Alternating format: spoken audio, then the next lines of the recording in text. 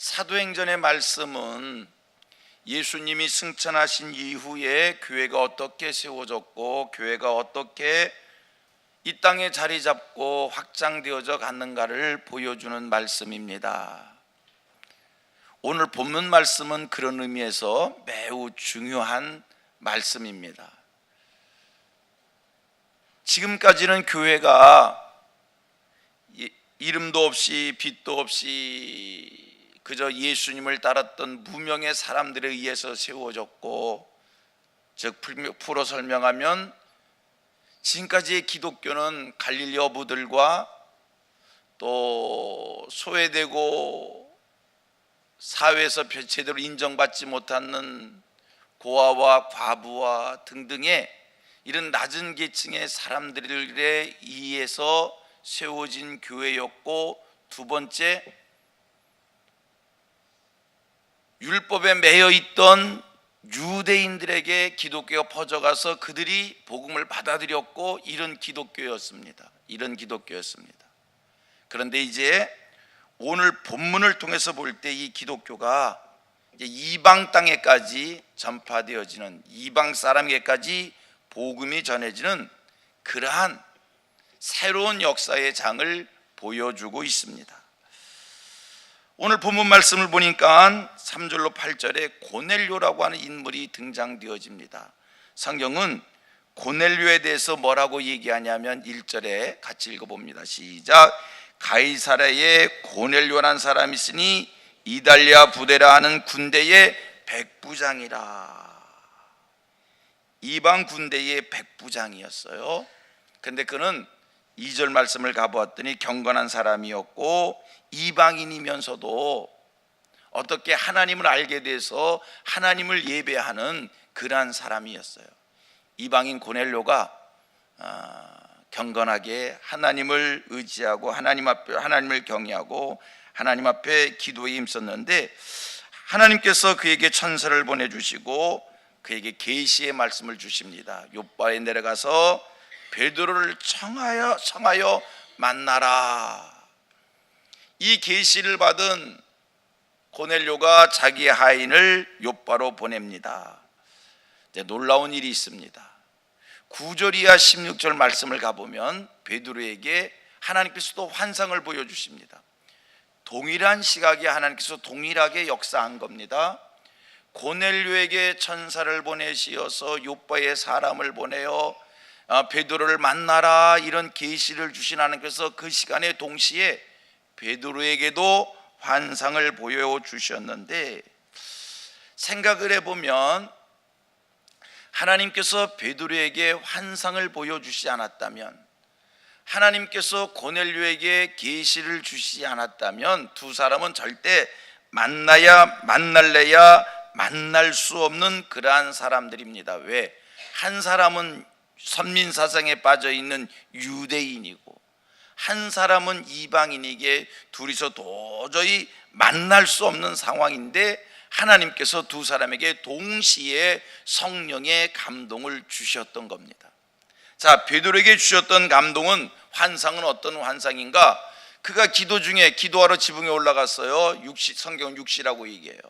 정해진 기도 시간에 지붕에 올라갔는데, 그래서 기도하는데 하나님께서 그에게 환상을 보여주시길 하늘에서 큰 보자기가 내려와서 그 보자기에 무엇이 잔뜩 담겨져 있는데, 그것은 선민 이스라엘 사람들로 볼 때에, 유대인으로서 볼 때는 깨끗하지 않은 속되고 더러운 것이 가득 담겨져 있는 거예요. 그런데 말씀이 들립니다. 그것을 잡아 먹으라는 겁니다.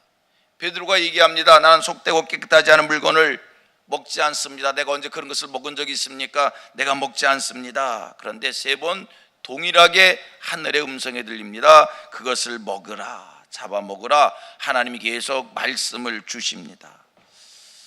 하나님이 깨끗하게 한 것을 네가 속되다 하지 말고 먹으라, 계속 말씀을 주십니다. 세 번 반복했습니다.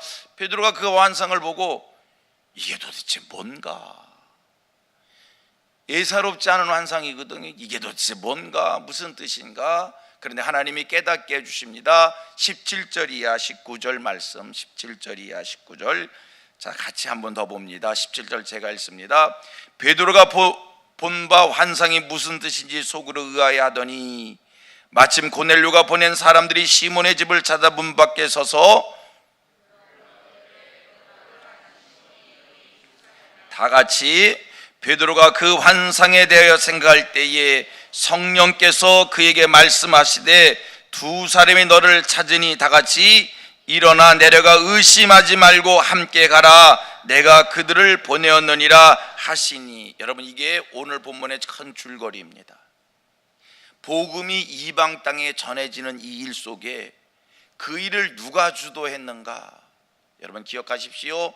하나님이 주도하셨다는 거예요. 또 기억을 더듬어 보십시오. 예루살렘의 교회가 사마리아까지 전해질 때에, 유대와 사마리아 땅까지 전해질 때에 그 일을 누가 주도했습니까? 성령이 주도했어요. 예루살렘에 환란의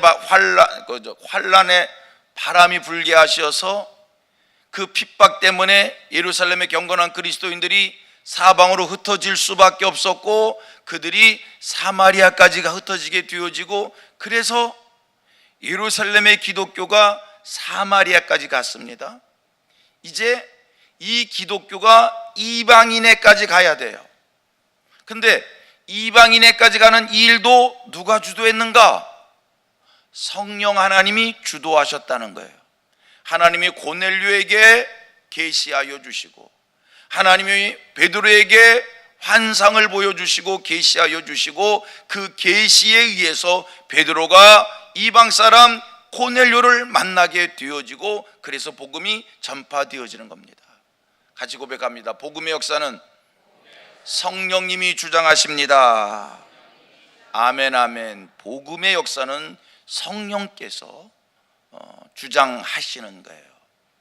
여기서 우리가 두 가지를 기억하셔야 됩니다. 두 가지를 명심해야 됩니다. 아, 복음의 역사는 성령이 주장하시구나. 우리 온 가족이 구원받기를 소원하고 있습니다. 온 가족이 구원받는 그 일 누가 주장하셔야 돼요? 성령님이 주장하셔야 돼요. 여러분, 내가 하는 일은 못합니다. 안 되는 것이 있습니다. 못하는 것이 있습니다. 성령이 하는 일은 안 되는 일 없습니다. 사람을 변하여 새롭게 하는 것 누가 합니까? 성령님이 하시는 거예요. 고백합니다. 이 모든 것 하나님이 하십니다. 여러분 낙심하지 마세요. 자녀 교육 누가 합니까? 하나님이 하시는 거예요. 복음 전도 누가 합니까? 하나님이 하시는 거예요. 내가 오늘 하는 만 가지의 일들이 있습니다. 믿음대로입니다. 내가 한다고 믿는 사람은 내가 하는 거예요. 열심히 수고에 땀을 흘리세요. 그러나 내가 하는 모든 일들, 나의 직장생활, 나의 대인관계, 나의 사업 누가 해주신다? 하나님이 해주신다고 믿으면 누가 합니까? 하나님이 하는 거예요. 낙심하지 마십시오. 주저하지 마십시오. 망설이지 마십시오. 포기하지 마십시오. 누가 하기에? 하나님이 하시기에. 아멘. 하나님이 하시기에. 고로 이 믿음을 가지고 있는 사람에게는 전도 하나님이 복음의 역사 하나님이 하신다, 내가 하는 만 가지의 일들 하나님이 주장하신다라고 하는 것, 이 믿음을 가진 사람은 중요한 게 있어요. 가만히 있어서 되는 게 아니라 두 가지가 있어요. 첫째 하나, 순종이 있어야 돼요. 성령께서 감동하여 주실 때 의심하지 말고 순종하세요. 내 마음속에 끌어오르는 열정이 생길 때, 마음속에 끌리는 일이 있을 때, 여러분 성령이 주시는 감동인 줄로 믿음이 생길 때 여러분 순종하십시오. 이미 다 하나님께서 역사하고 있는 거예요. 아니, 고넬료에게만 역사하신 것이 아니라 베드로에게도 역사하신 하나님. 여러분, 우리가 영적으로 둔해서 못 느끼는 거지, 여러분들이 안고 서는 거 누가 간섭합니까? 하나님이 간섭하신다니까요. 내가 어저께 어떤 분이 보내준 글을 읽었어요. 선교지에 필요한 물품이 있다고 해서 자기가 열심히 물품을 준비했대요. 근데 물품을 싸서 선교지로 포장해서 보내는데 이분이 안경을 주머니에 넣고 작업을 하다가 안경이 떨어져 가지고 물품 속에 들어가서 선교지를 가버린 거예요. 자기는 안경을 잊어먹고 백방으로 노력을 했는데 안경이 없는 거야. 그리고 이게 실력 안 나보다 속상해하고 어떡하지?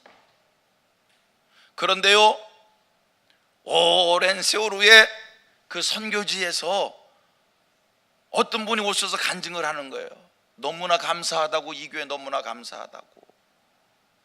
자기가 안경을 깨먹어서 안경이 없어서 눈이 아프고 머리가 아프고 답답함이 있었는데 어떻게 교회에서 물품을 보낼 때 안경을 보내주셔가지고, 우연입니까? 아니더라는 거예요. 믿음대로 우연이라고 생각하면 우연이지만 우연치고 너무 신기하잖아요. 여러분, 인생사에 기도하는 사람들이잖아요. 믿음으로 살려고 하는 분들이잖아요. 하나님의 살아계심을 믿는 분들이시잖아요. 고백합니다. 나의 안고 서는 것을 하나님이 주장하십니다. 이 신앙 있잖아요. 돌불이 걸려 자빠져도 예사로 여기지 말고 나의 삶의 모든 것을 하나님이 주장하신다는 믿음 속에서 낙심할 일에 낙심하지 말고, 여러분, 이 믿음 가지고 있으면 마음속에 감동이 일어날 때, 끓는 마음이 일어날 때 여러분 한번 순종해 보셔봐요. 지금은 몰라도 지나면 알게 되는 날이 올 것입니다. 두 번째, 또 하나 중요한 것이 있습니다. 여러분, 범사가 하나님이 하신 그 일에, 이 모든 일을 하나님이 하시는 그 일에 우리가 협력하기 위해서는 두 번째, 성령의 감동을 받는 사람들이 돼야 돼요. 예수를 믿으면서도 영감이 둔하여 영적으로 느끼는 게 없고 깨닫는 바가 없고, 소원하기는 소망하기는 우리 성민교회 성도 교우들은 성령의 감동을 힘입는 영감에 민감한 하늘 백성들 되기를 축복합니다. 여러분, 우리 안고 선 걸 누가 감사한다고요? 예외 없습니다. 하나님이 아브라함만 사랑하시고 아브라함이 하나님이 내 하나님인 거거든요. 베드로의 안고 서는 것을 간섭하신 하나님은, 베드로에게 환상을 보여주신 하나님은 믿으세요, 내게도 환상을 보여주시는 거고, 고넬료에게 말씀을 주신 하나님은, 계시를 주신 하나님은 내게도 계시를 말씀을 주시는데 내가 영감이 없어서 느끼지 못하는 것이지, 지나놓고 보면 그게 그랬던 거구나 깨닫는 바가 있다니까요. 하나님의 간섭이 있는데 우리가 못 느끼는 거지요. 영감에 민감하시길 바랍니다. 성령의 감동을 힘입는 하늘 백성들 되기를 바랍니다. 자, 그러려면, 영감에 민감하려면, 하늘 백성이 되려면 보세요. 고넬료, 베드로, 오늘 본문을 보고 추적해 봅니다. 2절, 22절, 9절 이렇게 보겠습니다. 2절입니다. 시작. 그가 경건하여 온 지방과 더불어 하나님을 경외하며 백성을 많이 구제하고 하나님께 항상 기도하더니. 누가 영감을 받아요? 고넬료가 아니라 누가 영감을 받아? 보세요. 경건한 사고. 그 다음에 누가 영감을 받을 수 있어요? 하나님을 경외하고, 또 말씀 실천하여 구제와 선행을 힘쓰고, 그 다음에 항상, 중요한 말입니다, 항상 기도하는 사람들이 영감을 받는 겁니다. 쭉 내려가 22절 봅니다. 그들이 대답하되, 다 같이 시작. 백부장 고넬료는 의인이요 하나님을 경외하는 사람이라 유대 온 족속이 칭찬하더니. 이런 사람이 영감 받는 거예요. 좀 칭찬받는 삶을 사셔요. 아무게 왜 그래? 그 사람 몰랐어. 그런 사람이잖아. 이런 사람은 영감을 받을래야 받을 수. 아무개는 틀림없어. 내가 그분이 하는 거라면 내가 다 믿어. 이 정도의 사람이 돼야 하나님께서 영감 주실 때 팍팍 느끼지. 고백합니다. 경건하게 사십시다. 의롭게 사십시다. 하나님을 경외하십시다. 항상 기도하십시다. 아멘 하면 이런 사람. 그 다음에 또 하나 9절 봅니다. 이튿날 그들이 길을 가다가 그 성에 가까이 갔을 때 다 같이 그때에 베드로가 기도하려고 지붕에 올라가니 그 시각은 제6시라. 정해진 기도 시간, 잊지 않고 기도에 힘쓴 이런 분들이 영감이 있는 거예요. 이런 분들이 하나님의 음성 듣는 거예요. 이런 분들이 계시 받는 거예요. 정리합니다. 내 삶의 모든 일들 하나님이 주장하십니다. 내가 하는 모든 일들 하나님 해주시라고 믿으십시오. 자녀 교육, 전도, 직장생활, 사업 다 하나님의 도움 받기를 원하십니까? 하나님의 인도 따라 그 모든 것 잘하기를 원하십니까? 자, 그러면 두 번째, 순종하는 사람이 되십시오. 세 번째, 영감을 느끼시는 분들이 되십시오. 영감을 느끼려면 어떻게 합니까? 고넬료와 베드로를 통해서 이 정도의 사람들이 돼야 우리가 영감 있는 성령의 감동을 힘입는 그리스도인이 되는 거야. 그저 육에 속한 그리스도인으로 맨날 달라고만 하고 하나님이 다 주셨건만, 하나님이 오늘도 말씀을 보내주시건만 음성도 듣지 못하고 헤매는 인생 되지 말고 우리 성민교회 성도들은 좀 한 차원 깊은 신앙인들이 되기를 주님의 이름으로 축복합니다.